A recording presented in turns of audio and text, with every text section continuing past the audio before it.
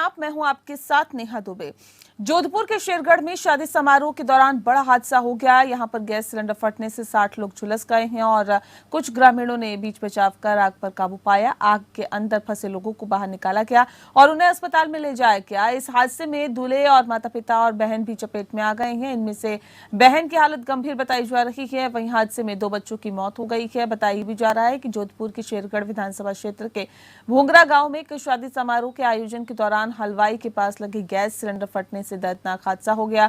Gas cylinder फटने से घर में मौजूद 60 महिला, पुरुष और बच्चे झुलस गए। अचानक सिलेंडर फटने के साथ ही हादसा हुआ और ऐसे में शादी समारोह में अफरा तफरी का माहौल भी बन गया। चीख पुकार के साथ ही झुलसे हुए लोग बचाने की कोशिशों में लगे रहे और कुछ ग्रामीणों ने बीच बचाव कर आग पर काबू पाया। आग के अंदर फंसे लोगों को बाहर निकाला गया और उन्हें अस्पताल ले जाया गया। जोधपुर जिला कलेक्टर हिमांशु गुप्ता ने बताया है कि शेरगढ़ के भूंगरा गांव में भगत सिंह के बेटे की बारात की तैयारियां चल रही थी। घर में मेहमान आए हुए थे। उस दौरान हलवाई के पास लगा हुआ गैस सिलेंडर अचानक फटने से 60 मेहमान, महिला, पुरुष और बच्चे आग की चपेट में आ गए। अधिक झुलसे हुए 42 महिला, पुरुष और बच्चों को जोधपुर के महात्मा गांधी अस्पताल ले जाया गया और ऐसे में जहां पर तैयार खड़ी मेडिकल की टीम ने उनका इलाज शुरू कर दिया। जिला कलेक्टर ने कहा है कि यह हादसा बहुत ही दुखद और दर्दनाक है। 8 से 10 बच्चे और पुरुष 90% तक जल चुके हैं। बताया भी जा रहा है कि 30 महिला, पुरुष व बच्चे 50% से 70% तक जल चुके हैं। 18 लोगों को शेरगढ़ तहसील के अस्पताल में प्राथमिक इलाज के लिए भर्ती कराया जा रहा है।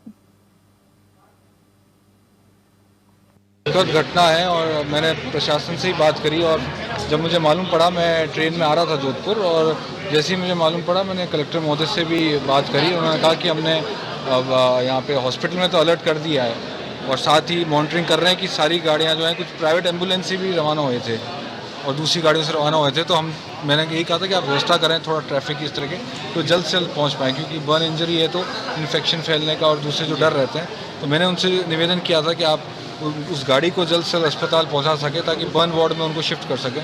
ये बात मेरी फ़ोन पे हो गई थी और मैंने साथ ही एमएलए मैडम मनीषा जी से बात करी थी, मीना कंवर जी से भी बात हो रही थी और अभी जिस तरीके से सारी व्यवस्था है वो मैं देख रहा था कि मैं जो डॉक्टर यहाँ डिप्टी सुपरिटेंडेंट साहब थे, मैंने उनको कहा कि आप सब काम छोड़ के एक बार पूरी व्यवस्था और इनका जल्द से जल्द किस तरीके से उनको राहत पहुँचा सके। और मैं यही मांग करूँगा कि इस वक्त इस घड़ी में हम सब लोग इस परिवारजन के साथ हैं। हस्बैंड आज शादी में गए हुए हैं मिस्टर उमेश सिंह जी, तो मेरे यहाँ से ये संभालते हैं। रोहित बड़े मेरे जेठ तस्सा की तरह ही है। जब्बर सिंह जी रोहित जिला परिषद मेंबर है, तो ये फौरन उसी टाइम आ गए मेरे साथ और मैंने पूरा जायजा लिया है। बहुत ही अच्छे से डॉक्टर टीम काम कर रही है, प्रशासन बहुत अच्छे से लगा हुआ है। कितने घायल हुए हैं तकरीबन?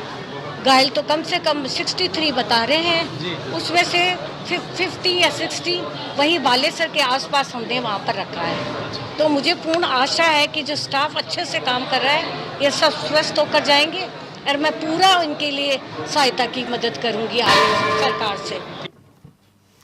और चलिए ज्यादा जानकारी के लिए सीधे रुक कर लेते हैं। रूप नारायण सावरिया हमारे संवाददाता सीधे हमारे साथ फोन लाइन पे जुड़ गए हैं। रूप, आपसे जानना चाहेंगे किस तरह की स्थिति फिलहाल बनी हुई है और घायलों की स्थिति कैसी है? जो लोग झुलस गए थे, जिनको अस्पताल में भर्ती कराया गया था, कैसी स्थिति उनकी फिलहाल बताई जा रही है? डॉक्टर्स क्या कुछ कह रहे हैं?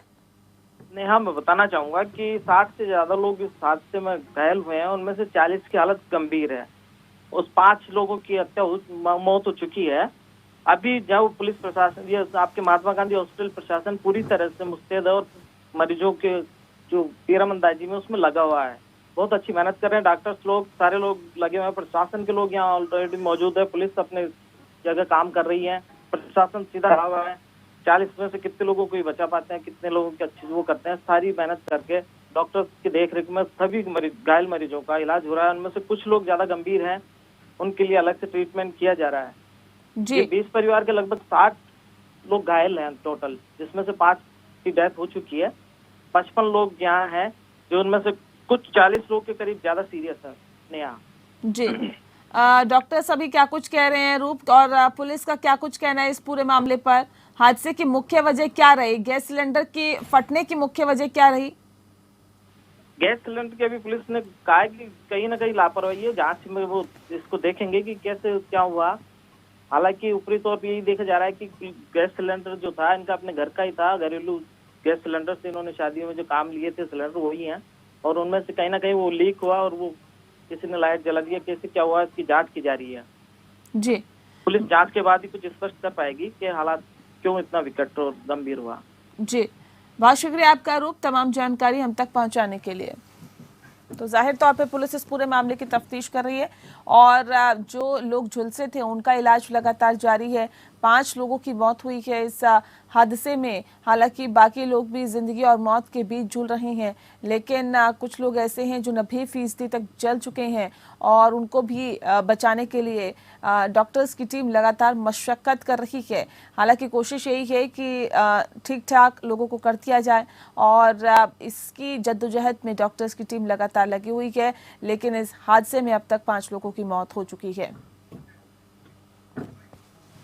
मुख्यमंत्री अशोक गहलोत जोधपुर के दौरे पर हैं। यहाँ पर पुलिस प्रशासन के अधिकारियों ने उनकी आगवानी की है। साथ ही आपको बता दें कि कांग्रेस नेता और जनप्रतिनिधि उनकी आगवानी करने पहुंचे। एयरपोर्ट से सीधा मुख्यमंत्री महात्मा गांधी अस्पताल के लिए रवाना हो गए। यहाँ वो शेरगढ़ के भुंगरा गांव में गैस सिलेंडर फटने से घायल हुए लोगों से मुलाकात करने पहुंचेंगे। साथ ही साथ इस दौरान महात्मा गांधी अस्पताल में पाबंदी रहेगी। मुख्यमंत्री अशोक गहलोत के साथ कांग्रेस के नेता और दूसरे लोग यहां प्रवेश नहीं कर पाएंगे।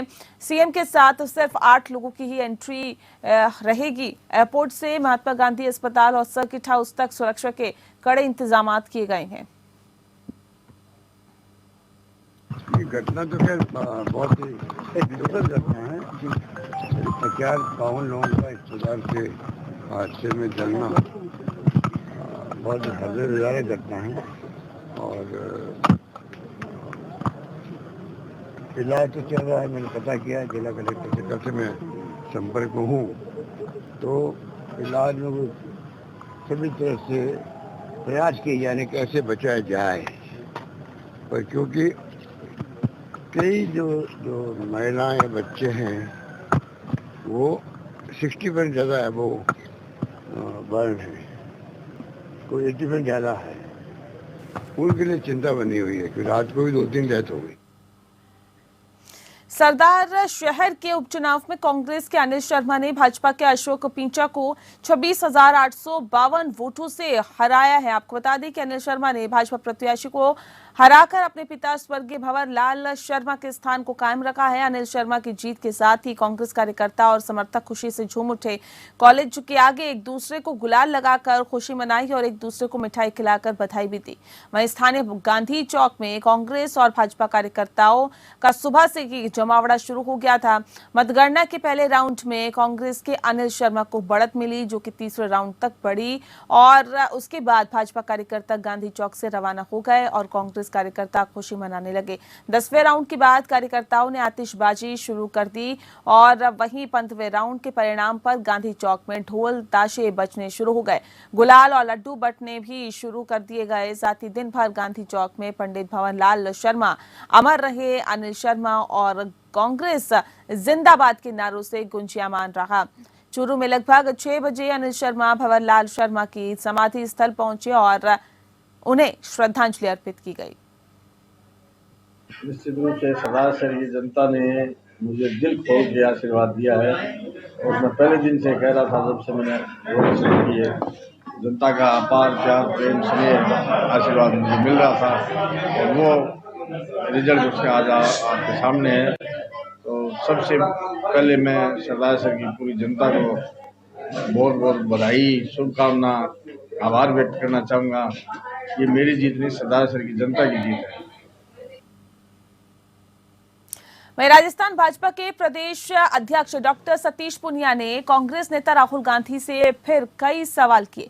उन्होंने कहा कि राहुल गांधी की मंदिरों में आस्था होती तो अलवर के राजगढ़ में 300 साल पुराने मंदिर को तोड़ा नहीं जाता और भगवान मंदिर की शिव की मंदिर का संज्ञान जरूर लेते। सतीश पूनिया ने कहा है कि उदयपुर के कन्हैया लाल दर्जी की हत्या होती है और उसके बाद लगातार बहुसंख्यक लोगों पर अत्याचार हुए।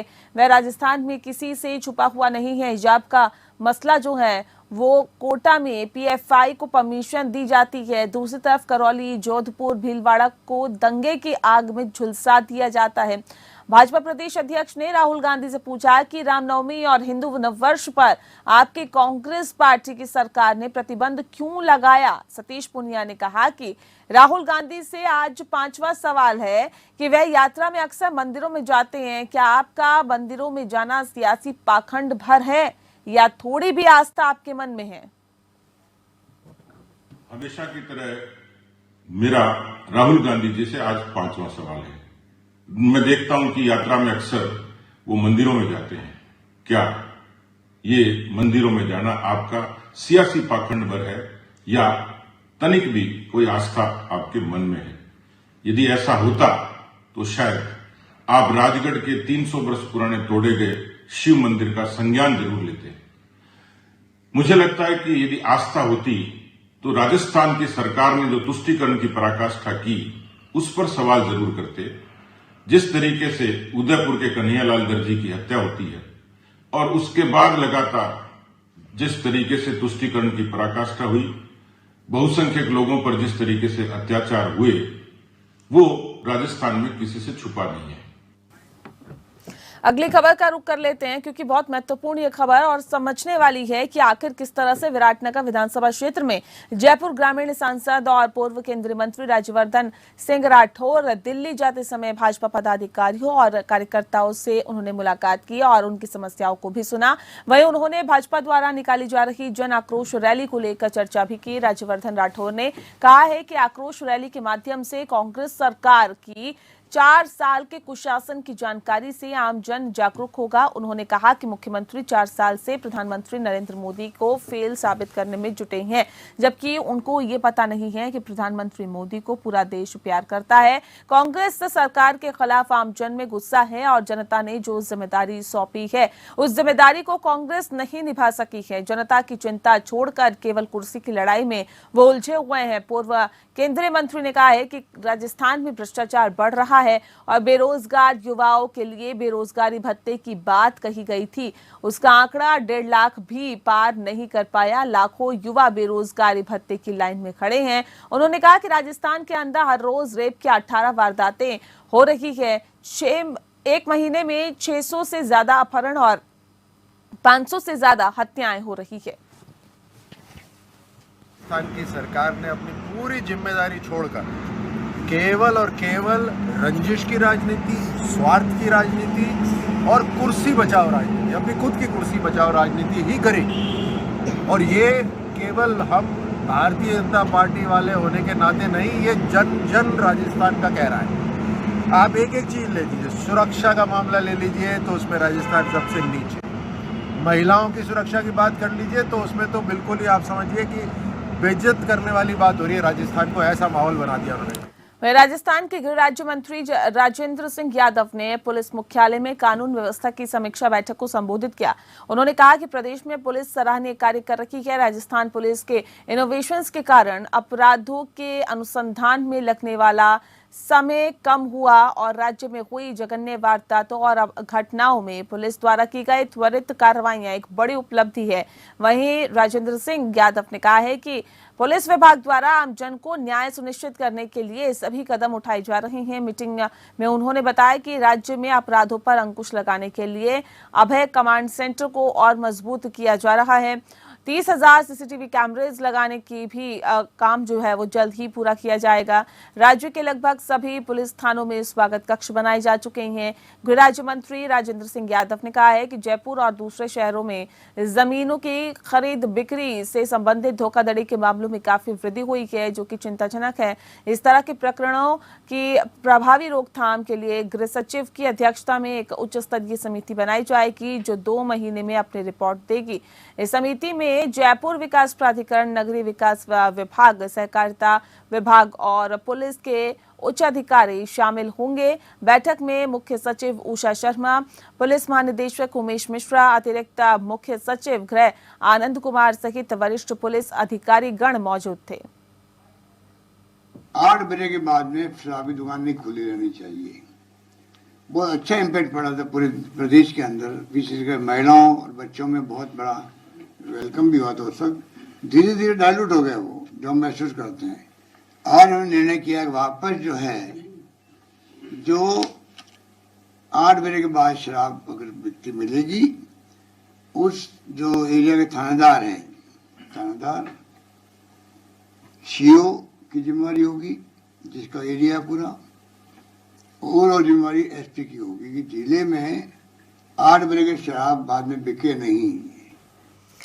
विराटनगर विधानसभा क्षेत्र में ग्रामीणों ने विराटनगर उपखंड अधिकारी को पत्र लिखा, जिसमें संपर्क सड़क तालवा से घाटा बहार बलाई की ढाणी तक सड़क निर्माण में ठेकेदार एवं अधिकारियों पर घटिया सामग्री लाने का आरोप लगा है। और ऐसे में आपको बता दें कि ग्रामीण विक्रम सिंह गुजर, अध्यक्ष गुलाब चंद बुलाई, देवी सहाय वार्ड पंच रामकरण, सुरेश रामकुमार, विनोद सहित ग्रामीणों ने उपखंड अधिकारी को पत्र लिखा और ये बताया कि हाल ही में संपर्क सड़क तालवा रोड का निर्माण हुआ है, लेकिन सड़क निर्माण में घटिया सामग्री का उपयोग करने का आरोप लगाया गया है। साथ ही विद्युत विभाग के अधिकारियों की लापरवाही के चलते अभी तक सड़क मार्ग के बीच में एक बिजली का खंभा लगा हुआ है, जिसके कारण 2 दुर्घटनाएं घट चुकी है। ग्रामीणों ने उपखंड अधिकारी को सड़क मार्ग के बीच में लगा बिजली का खंभा हटाने और सड़क निर्माण कार्य की जांच के लिए अनुरोध किया। जो अभी ये रोड बनाया है ताड़वा टीबा से देरकी की ओर, जिसमें सबसे पहले तो बिल्कुल घटिया से घटिया सामग्री लगी है और अधिकारियों को बताने पर भी और इसमें कोई सुनाई नहीं हुई है। और इसी के अंदर रोड के बीच में से 11,000 की पोल भी लगी हुई है। 2-3 बार एन और जैन को बताने पर भी ये नहीं उठी गई है, लिखित में भी दे दिया। 2 बार एक्सीडेंट भी हो गया, फिर भी कोई प्रशासन सुनाई नहीं करता। और अब खबर जयपुर के विराटनगर से। यहाँ पर प्रागपुर थाना इलाके में फॉर्च्यूनर गाड़ी में सवार बदमाशों ने बंदूक की नोक पर कार लूट के वारदात को अंजाम दिया है। बदमाश कार लूट कर फरार हो गए। पीड़ित की सूचना पर पुलिस ने इलाके में नाकाबंदी करवाई और ऐसे में आपको बता दें कि बदमाशों की तलाश भी शुरू कर दी गई। जानकारी के मुताबिक कुनेड़ निवासी पिंटू यादव अपने दोस्त अशोक यादव और कुलदीप वर्मा के साथ हाईवे स्थित होटल प्रिंस में खाना खाने गया था। यहाँ तक खाना खाकर तीनों युवक कार से वापस आ रहे थे, जहां प्रागपुर पुलिया के नीचे एक गाड़ी में सवार बदमाशों ने उन्हें रुकवा दिया और बंदूक दिखाकर स्विफ्ट कार लूटकर फरार हो गए। पीड़ित ने प्रागपुर पुलिस को घटना की जानकारी दी। इस पर पुलिस मौके पर पहुंची और घटना की जानकारी ली। पुलिस ने बदमाशों को पकड़ने के लिए कार्रवाई की और साथ ही साथ इलाके में नाकाबंदी कर दी, लेकिन उनका कोई सुराग नहीं लगा। इस संबंध में पीड़ित पिंटू यादव ने पुलिस थाने में रिपोर्ट भी दर्ज कराई। पुलिस ने मामला दर्ज कर जांच पड़ताल शुरू कर दी। बदमाशों की तलाश भी की जा रही है।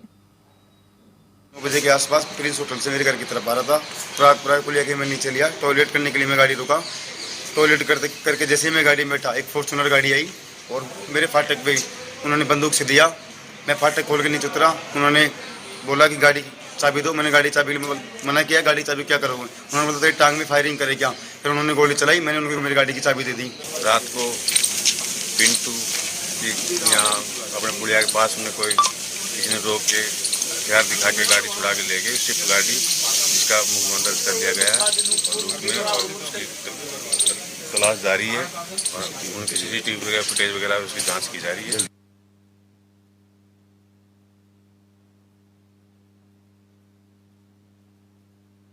तो पुलिस बदमाशों को पकड़ने की लगातार कोशिश कर रही है। प्रागपुर थाना इलाके का ये पूरा मामला है। आपको यहाँ बताना चाहेंगे कि लगातार जो लूट की वारदातें हैं प्रदेश में बढ़ती जा रही है। बंदूक की नोक पर घटना को अंजाम दिया और लूट करके ये फरार हो गए और पुलिस ने मामला दर्ज कर छानबीन शुरू कर दी।